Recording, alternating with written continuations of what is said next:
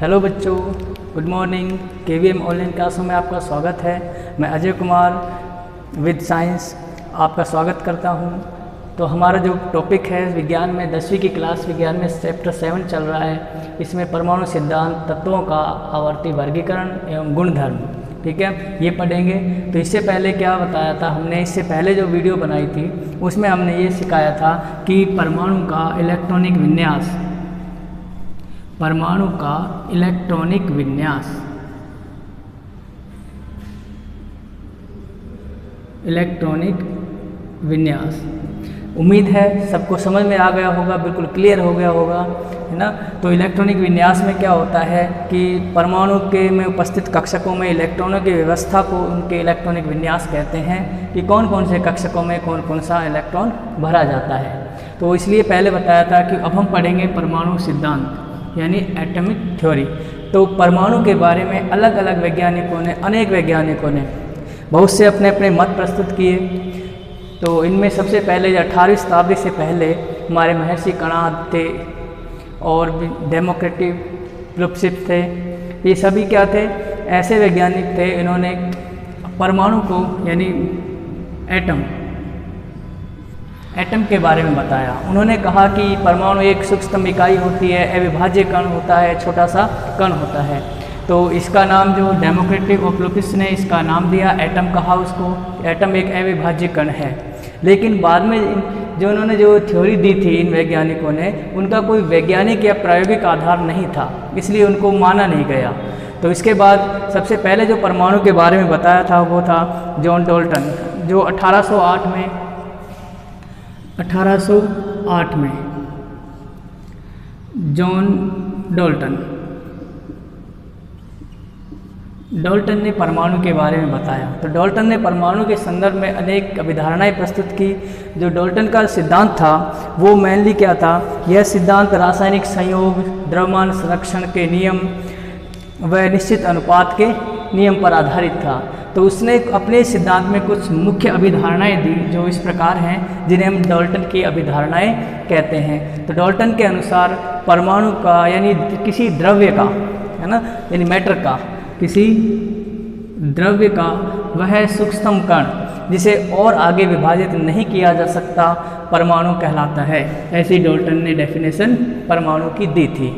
तो इसकी अभिधारणाओं में क्या क्या लिखते हैं हम, जैसे तो मैन क्या आती है, जो सबसे पहले परमाणु के संदर्भ में टॉपिक लिखते हैं डाल्टन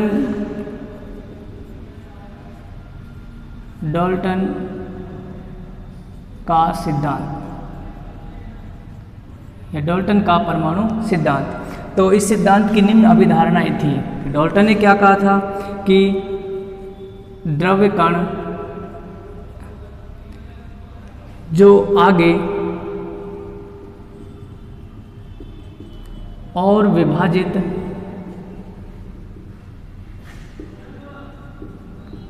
नहीं किया जा सकता है परमाणु कहलाता है। इसका मतलब कि जो परमाणु है वो क्या है, एक अविभाज्य कण है, अर्थात परमाणु एक अविभाज्य कण है। ये डाल्टन ने कहा था कि वह छोटे से छोटा कण जिसको आगे और विभाजित नहीं किया जा सकता परमाणु कहलाता है। परमाणु की ये उसकी डाल्टन की डेफिनेशन थी।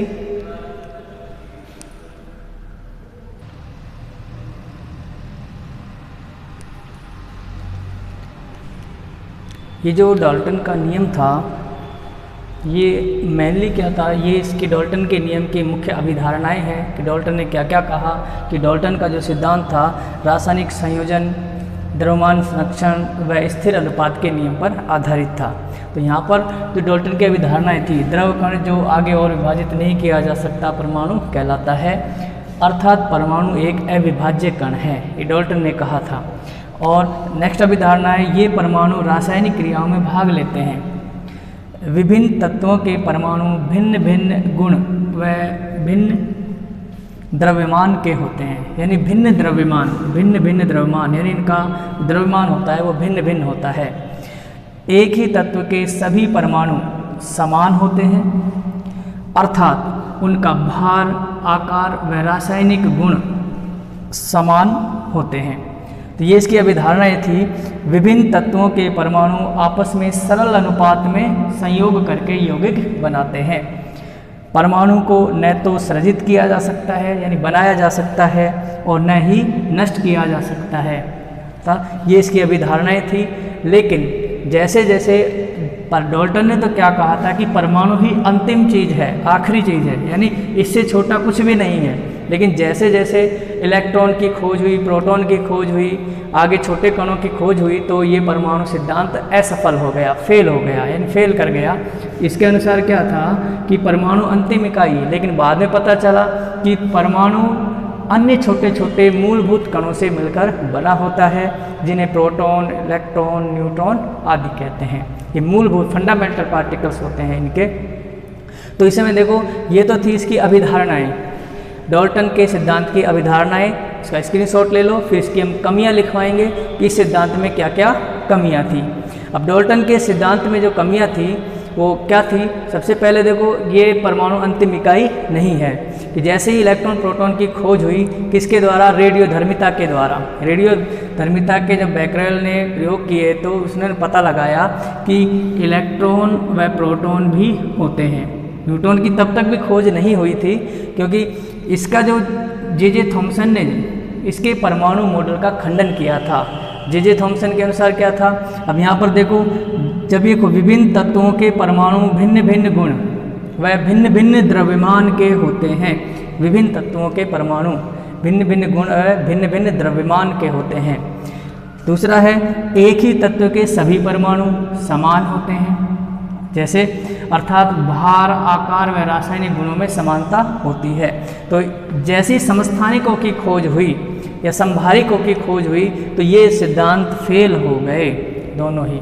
तो इसमें जो अर्थात भार समान होते हैं, ये कह रहा है कि एक ही तत्व के, जैसे मान लो हाइड्रोजन है हमारे पास, तो हाइड्रोजन के जो भार है, अब ये तत्व तो एक ही है, तो जैसे ही समस्थानिकों की खोज हुई तो ये फेल हो गया। क्यों? हाइड्रोजन के 3 समस्थानिक हैं, प्रोटियम, ड्यूटेरियम और ट्राइटेरियम, 1, 2, 3। तो यहाँ पर देखो, परमाणु तो एक ही है ना, लेकिन उनके भार एक जैसे नहीं है। हाइड्रोजन का यहाँ पर परमाणु भार 1 है, यहाँ 2 है, यहाँ पर 3 है, अर्थात उनके सभी परमाणुओं के गुण समान नहीं होते हैं, जिससे ये रासायनिक गुणों में भी इनमें भिन्नता आ जाती है। क्या ये था? विभिन्न तत्वों के परमाणु भिन्न भिन्न गुण वाले होते हैं, भिन्न द्रव्यमान होता है उनका। अब यहाँ पर देखो, इसमें संभारिकों की खोज हुई। संभारिक का मतलब होता है जिनका भार समान हो। तो संभारिकों में क्या होता है?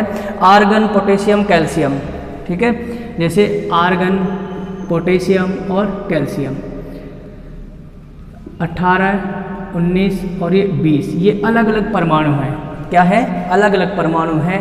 तो इनके द्रव्यमान भी अलग अलग होने चाहिए थे, लेकिन इनके सबके द्रव्यमान समान पाए गए। तो इसका मतलब कि जो परमाणु भिन्न भिन्न गुण रखते हैं, अलग अलग द्रव्यमान रखते हैं, वो क्या समान द्रव्यमान भी रख सकते हैं। ये परमाणु तो अलग हैं, आर्गन है, पोटेशियम है और कैल्शियम है, तो ये क्या कहलाते हैं? संभारिक कहलाते हैं। तो हम देखते हैं इनके जो भार आते हैं वो 40 के लगभग आते हैं तीनों के।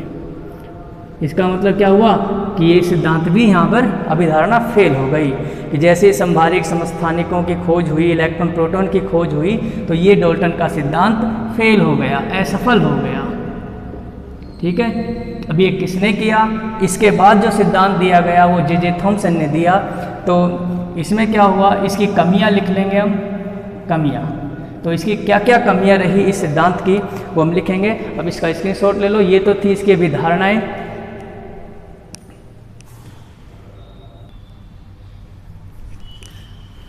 तो ये हो गई डाल्टन के सिद्धांत की महत्वपूर्ण कमियां, मुख्य कमियां हैं। अब देखो रेडियोधर्मिता का जब प्रयोग किया गया, इसकी खोज हुई, तो electron, proton, neutron, positron, Mason, है ना, या न्यूट्रिनो आदि छोटे छोटे पार्टिकल्स का भी पता चला। तो इसका मतलब ये हुआ कि परमाणु एक विभाज्य कण है, यानी ये विभाजित हो सकता है, टूट सकता है छोटे छोटे और कणों में। अर्थात जो परमाणु होता है वो और मूलभूत छोटे छोटे कणों से मिलकर बना होता है। तो वहाँ पर अविभाज्य शब्द तो उसका फेल ही हो गया, यहाँ पर अब क्या आ गया, विभाज्य कण आ गया। अब देखो, जब डाल्टन ने सिद्धांत दिया था तो ना तो इलेक्ट्रॉन की खोज हुई थी, ना प्रोटॉन की खोज हुई थी और ना ही न्यूट्रॉन की खोज हुई थी। इनकी खोज बारी बारी से हुई थी। जैसे 1818 में दिया गया, फिर 1900 यानी 20वीं शताब्दी में ये इनकी खोज हुई, 1904 1919 में जैसे इनकी खोज हुई तो ये सिद्धांत अपने आप ही फेल हो गया। इसमें क्या था कि जैसे ही समस्थानिकों की खोज हुई, इनकी खोज के बाद ये पता चला कि एक ही तत्व के, अब डाल्टन ने तो क्या कहा था कि एक ही तत्व के परमाणु, उनके द्रव्यमान भी समान होते हैं, एक जैसे होते हैं। लेकिन जैसे ही समस्थानिकों की खोज हुई तो ये पता चला कि एक ही तत्व के परमाणु भिन्न भिन्न द्रव्यमान भी रखते हैं, भिन्न भिन्न द्रव्यमान भी रखते हैं। जैसे हाइड्रोजन, अब हाइड्रोजन के 3 समस्थानिक हैं। पहला समस्थानिक क्या होता है, प्रोटियम, ड्यूटेरियम और ट्राइटेरियम, ठीक है। तो इसमें परमाणु क्रमांक तो सबका एक है, इलेक्ट्रॉन सब में एक एक है, लेकिन इनके भार प्रोटियम का 1 होता है, ड्यूटेरियम का 2 होता है, ट्राइटेरियम का 3 होता है। इसका मतलब ये हुआ कि एक ही तत्व के परमाणु के भिन्न भिन्न द्रव्यमान भी होते हैं, अर्थात इसका डाल्टन का परमाणु सिद्धांत वहाँ भी फेल हुआ। इसके बाद भिन्न भिन्न, डाल्टन ने कहा था भिन्न भिन्न परमाणु होंगे तो उनके द्रव्यमान भी भिन्न भिन्न होंगे, और एक जैसे परमाणु होंगे तो उनके द्रव्यमान एक जैसे होंगे, ये डाल्टन ने कहा था। तो यहाँ पर क्या है, भिन्न भिन्न परमाणु हैं तो परमाणु भार रखते हैं कैसा, समान। अब यहाँ पर जैसे संभारिकों में आते हैं, आर्गन परमाणु अलग है, पोटेशियम परमाणु अलग है, कैल्शियम परमाणु अलग है। इनके परमाणु क्रमांक भी अलग अलग है, 18, 19 और 20, लेकिन इनके जो भार हैं वो समान हैं, 40-40 होते हैं तीनों के। तो इसका मतलब ये हुआ कि परमाणु भिन्न भिन्न हो सकता है लेकिन उनके परमाणु भार भी समान हो सकते हैं। तो ये जो मेन जो कमियां थी डाल्टन में, उसके परमाणु सिद्धांत की कमियां थी, जिसके कारण ये असफल हो गया। अब जैसे ही इलेक्ट्रॉन और प्रोटॉन की खोज हुई, उसके बाद जे थॉमसन ने अपना मॉडल प्रस्तुत किया। जे थॉमसन के अनुसार क्या था कि जे थॉमसन ने संपूर्ण परमाणु को एक धनावेशित गोला माना, यानी उन्होंने क्या कहा कि जो परमाणु होता है वो संपूर्ण क्या होता है, धनावेशित होता है। यानी ये क्या है, सब धनावेशित होता है, धनावेशित भाग, और इलेक्ट्रॉन उसमें अनियमित रूप से बिखरे हुए पाए जाते हैं। यानी उन्होंने इसकी तुलना हम अपने भारतीय परिप्रेक्ष्य में रखें तो हम तरबूज से तुलना कर सकते हैं, लेकिन उन्होंने क्या किया था, प्लम पुडिंग नामक एक मिठाई से तुलना की थी। तो जिसमें प्लम नामक एक मिठाई थी, वो फल था जिसमें पुडिंग मिठाई धसी हुई होती थी, यानी उसमें जो पुडिंग थी वो इलेक्ट्रॉन का काम करती थी, इलेक्ट्रॉन का रूप थी, और उसका प्लम जो था धनावेशित भाग था। तो इस तरह से उसमें क्या हुआ, 2 ही तरह के कण आए, धनावेशित गोला हो गया, उसमें इलेक्ट्रॉन बिखरे हुए होते हैं। तो इस तरह से जे थॉमसन ने डाल्टन के परमाणु सिद्धांत की कमियों को दूर करते हुए अपना खुद का एक मॉडल दिया, जिसे थॉमसन का परमाणु मॉडल कहते हैं, क्योंकि उस समय इलेक्ट्रॉन प्रोटॉन की खोज हो चुकी थी।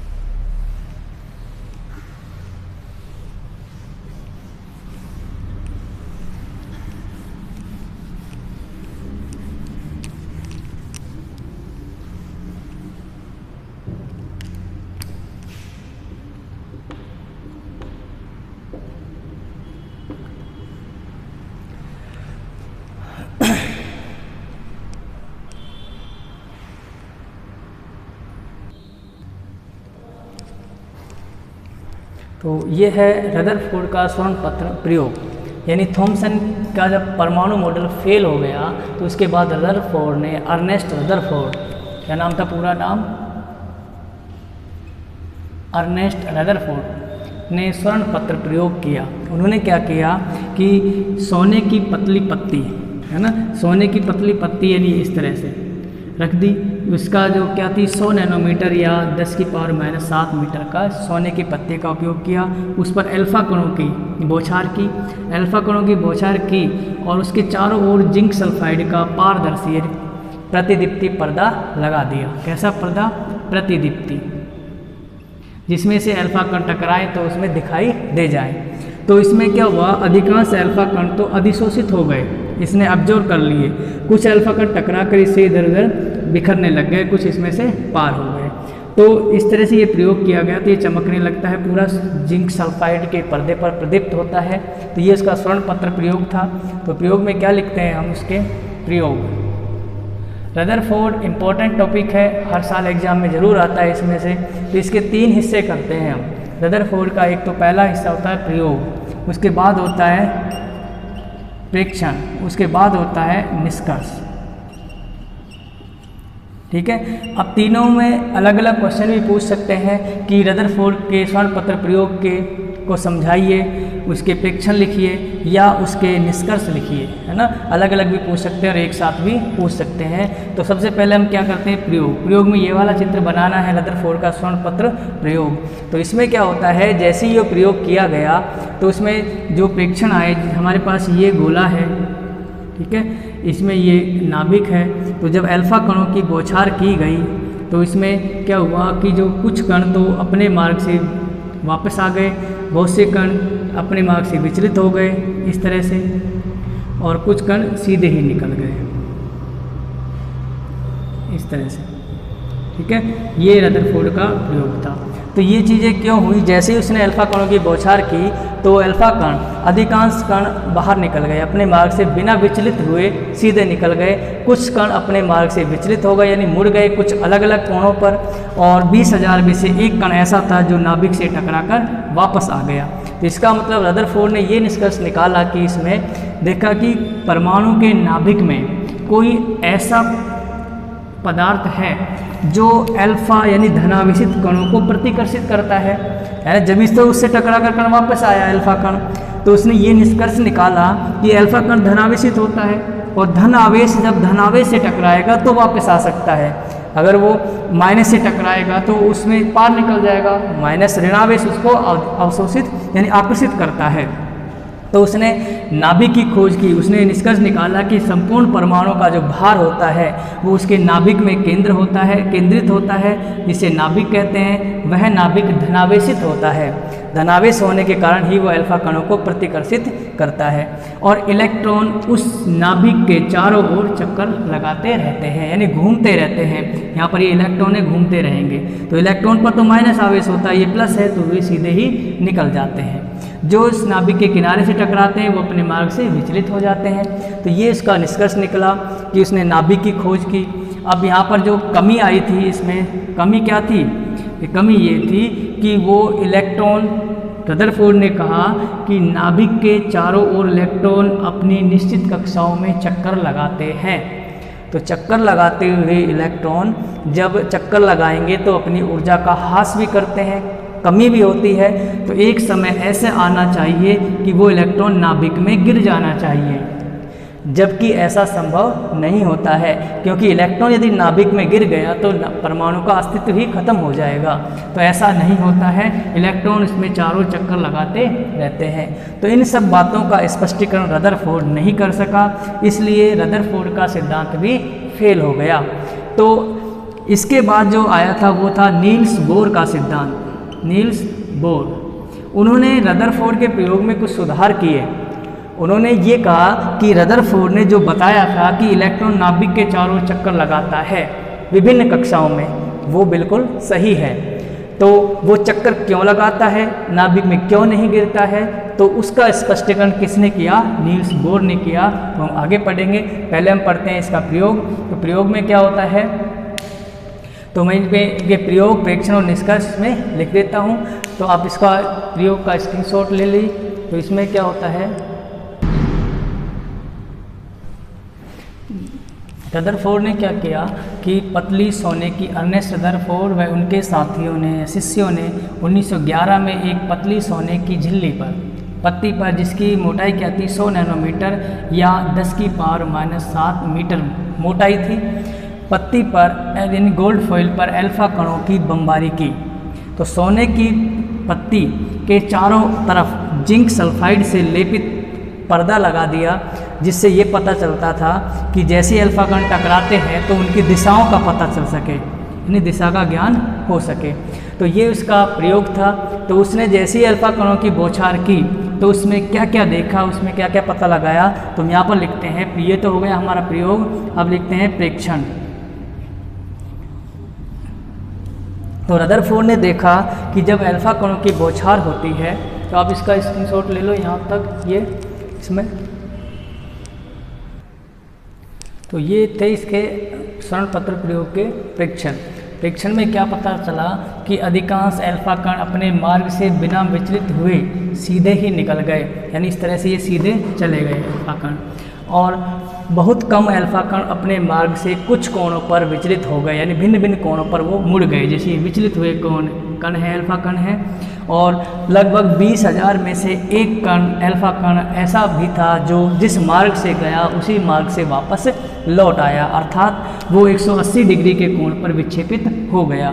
तो ये एक ऐसी घटना थी, अविश्वसनीय घटना थी कि जैसे मानो कि 14 इंच तोप का 14 इंच तोप का गोला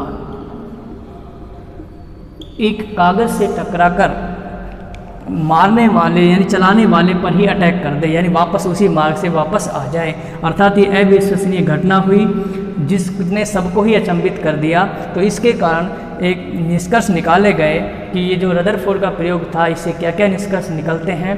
पहले आप इनको प्रेक्षण का स्क्रीनशॉट ले लो इसमें, तो इसके बाद हम इसके निष्कर्ष लिखेंगे।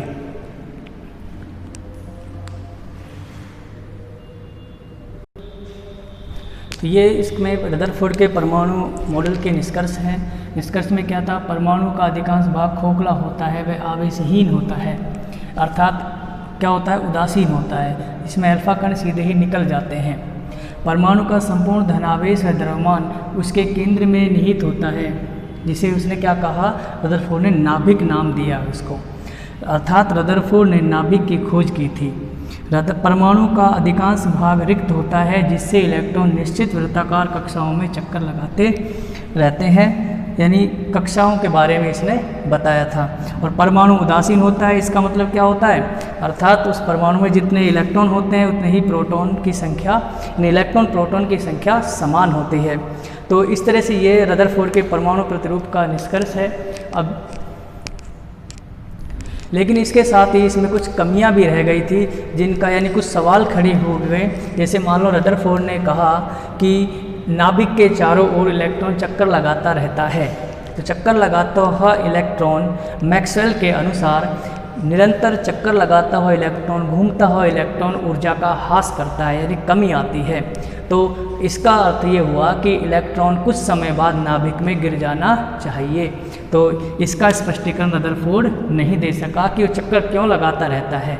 दूसरी बात कि इसमें कि ये एक कक्षक में कितने इलेक्ट्रॉन होते हैं, यानी रदरफोर्ड इलेक्ट्रॉन की संख्या और उनकी निश्चित स्थिति को नहीं बता सका। तो ये उसमें रदरफोर्ड के मॉडल में बहुत भारी मेन कमियां थी। तो ये तो इसका निष्कर्ष है, इनका स्क्रीनशॉट ले लो।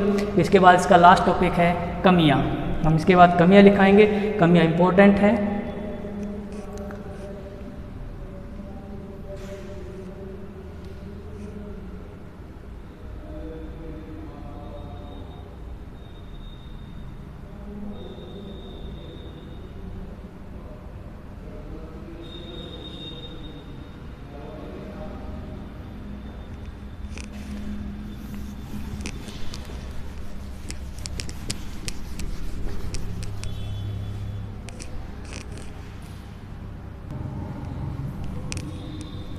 देखिए, यह है रदरफोर्ड के परमाणु मॉडल की कमियां। तो रदरफोर्ड के परमाणु मॉडल की जो कमी थी मेन थी, परमाणु के स्थायित्व की व्याख्या नहीं कर सका कि इसमें इलेक्ट्रॉन कहाँ होते हैं और कितने होते हैं, कहाँ कहाँ चक्कर लगाते रहते हैं, उनकी गति क्या होती है, यानी उसके परमाणु के सही स्थायित्व की व्याख्या ये नहीं कर सका। दूसरी कमी है, परमाणु में इलेक्ट्रॉन की संरचना को स्पष्ट नहीं कर सका, यानी मैक्सवेल सिद्धांत के अनुसार जब कोई इलेक्ट्रॉन यानी वृत्ताकार कक्षा में घूमता हुआ इलेक्ट्रॉन विकिरण उत्सर्जित करेगा, जिससे उसकी ऊर्जा में कमी आएगी, यानी वो ऊर्जा में कमी आएगी जिससे इलेक्ट्रॉन सर्पिलाकार पथ में गति करता हुआ नाभिक में गिर जाएगा। और नाभिक में गिरने का मतलब है परमाणु का अस्तित्व ही समाप्त होना, जो कि ऐसा नहीं हो सकता।